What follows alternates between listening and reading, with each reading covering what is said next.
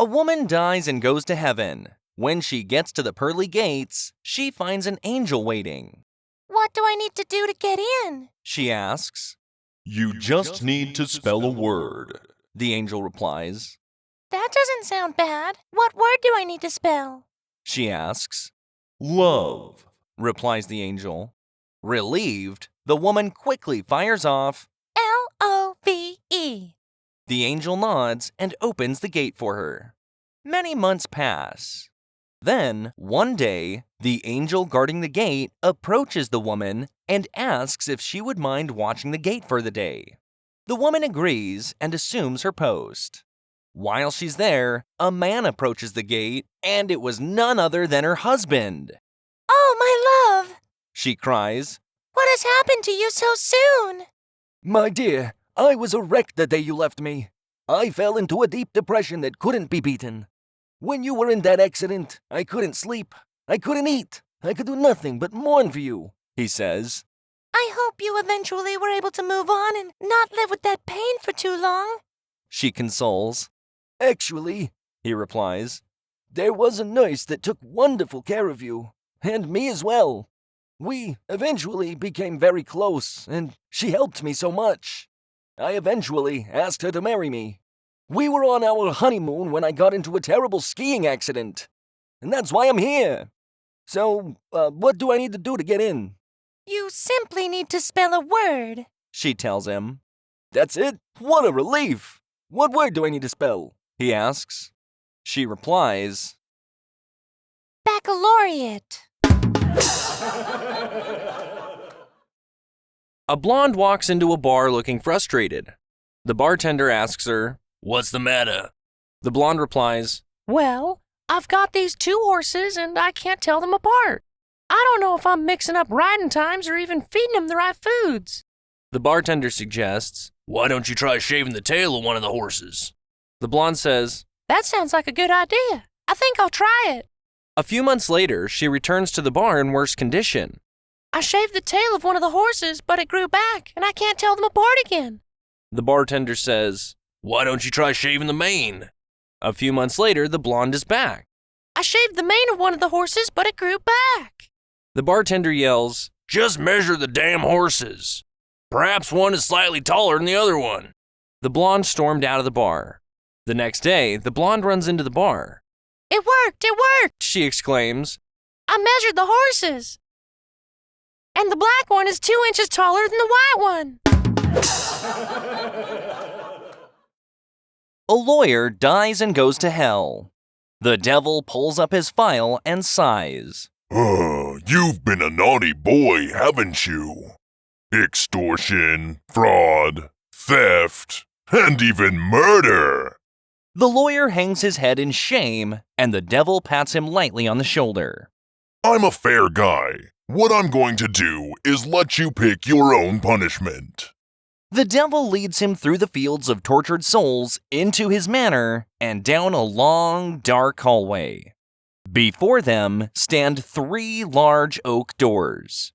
Now, Says the devil, you can look behind each of the doors and decide which punishment you want. But be warned, whichever you choose, you will endure for the next 100 years. The lawyer nods solemnly and walks towards the first door.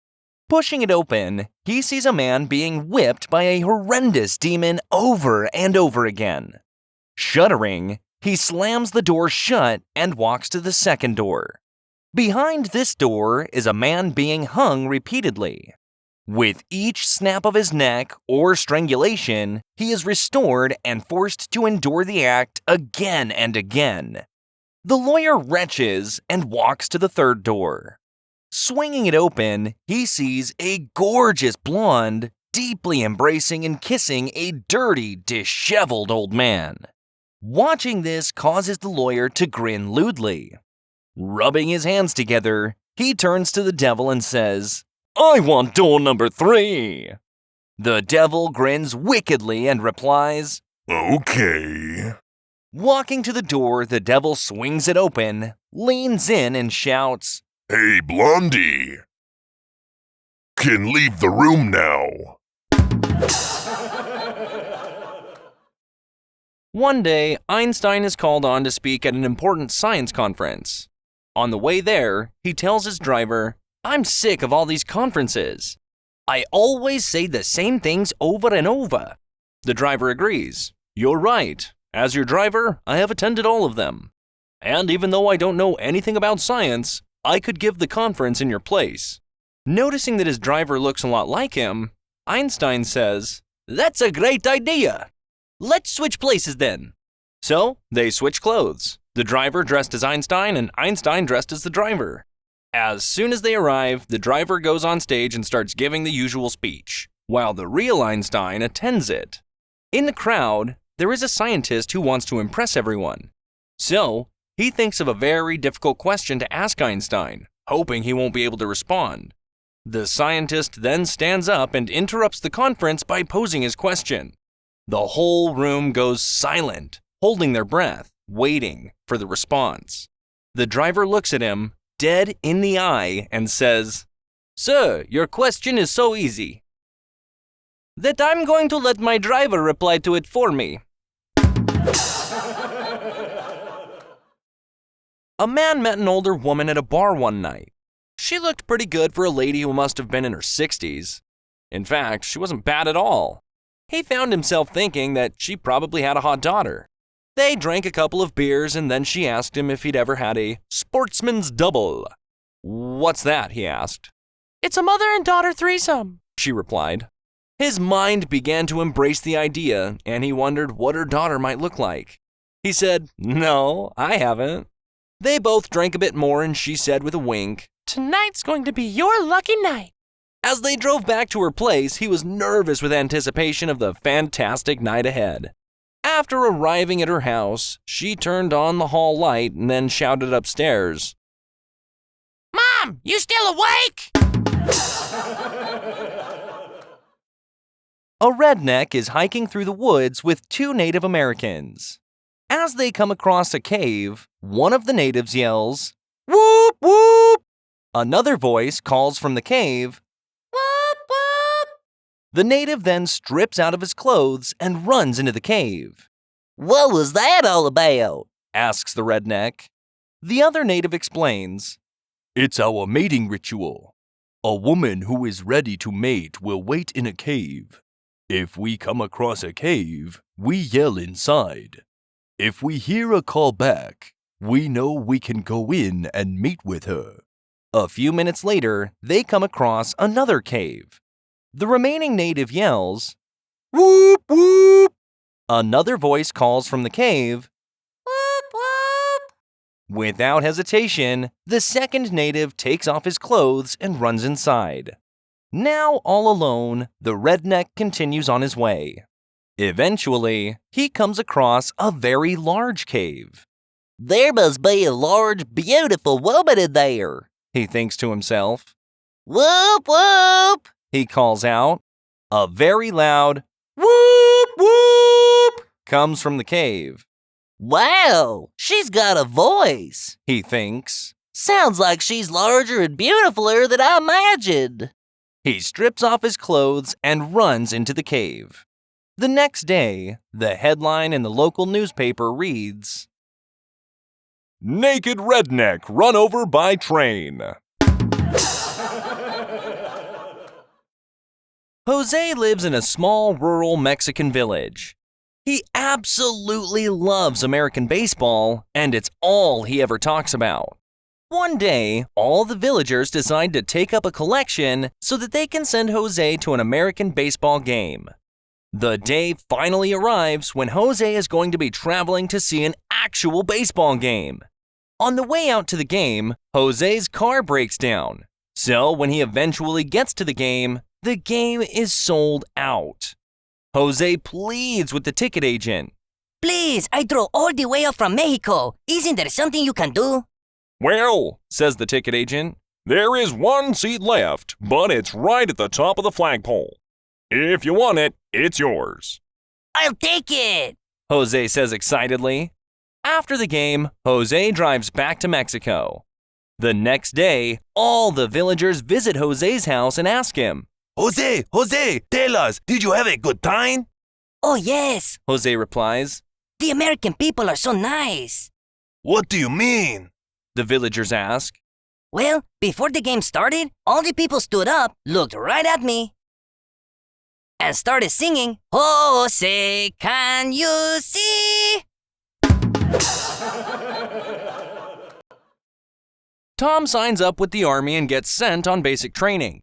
When they are handing out rifles, he is at the back of the line, and they run out just before they get to him. The sergeant gives him a stick and tells him to just pretend it's a rifle. So our hero goes running through the mock battle, pointing his stick and yelling, "Bangity, bang, bang, bang!" The next week, they start bayonet training. Again, Tom is at the end of the line, and again, they run out just before they get to him. The sergeant tells him to just pretend he has a bayonet at the end of his pretend rifle. So Tom goes running through the mock battle with his stick yelling, "Bangity, bang, bang, bang! Stabbity, stab, stab, stab!" Well, the unit finished basic training and gets called up to go into real battle. Our hapless hero finds himself eventually on a landing craft hitting the beach. Unfortunately, they have never given him a real rifle, and he still has his stick.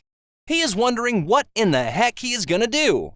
As the unit fights its way inland, Tom mindlessly points his stick at an enemy soldier standing on a hill and yells, "Bangity, bang, bang, bang!" To his amazement, the enemy soldier falls over dead. So he aims his stick at another and yells, "Bangity, bang, bang, bang!" And that enemy falls over dead.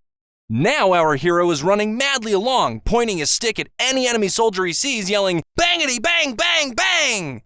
Enemy soldiers are dropping like flies. Then an enemy soldier jumps out from a bush beside him. Tom points his stick and yells, "Stabbity, stab, stab, stab!" The other guy drops and withers in pain. All of a sudden, an enemy soldier comes walking slowly along a path. Tom carefully aims his stick at the soldier and yells, "Bangity, bang, bang, bang!" But the enemy soldier just keeps coming. Tom tries again, "Bangity, bang, bang, bang!" Nothing. As the enemy soldier gets closer, Tom cries out, "Stabbity, stab, stab, stab!" But the enemy soldier runs right over him, crushing him. As Tom lies dying, he hears the enemy soldier muttering, Tankety, tank, tank, tank. A drunk leaves a bar and decides to take a shortcut through a graveyard. It's raining heavily and it's very dark. The drunk fails to see an open grave and falls into it. He tries to climb out of it, but it's just too deep. The rain has turned the dirt into mud and has made it too slippery to climb out. He gives up after a while and decides to just spend the night there. A while later, another drunk leaves the same bar and decides to take the same shortcut through the graveyard. He too falls into the open grave and tries to climb out, but the mud is too slippery. The first drunk is still sitting there, watching as the other drunk tries to get out. The first drunk stands up, taps the second drunk on the shoulder and tells him, "He'll never get out." He did. A farmer owned a nice tractor which would get ruined because his chickens kept pecking on the hood. After several weeks of fuming at his chickens for making scratches and small dents in the hood of his tractor, he decided to find a solution. Coincidentally, a salesperson came by his house and offered a special spray. The spray would coat the tractor in a special finish to protect it from chickens. The farmer sprayed the coating, then placed a chicken on the hood. To his pleasure, the chicken was unable to make a single scratch with its beak. The salesperson asked the farmer to leave a good internet review of the product. The farmer wrote just one word: impeccable.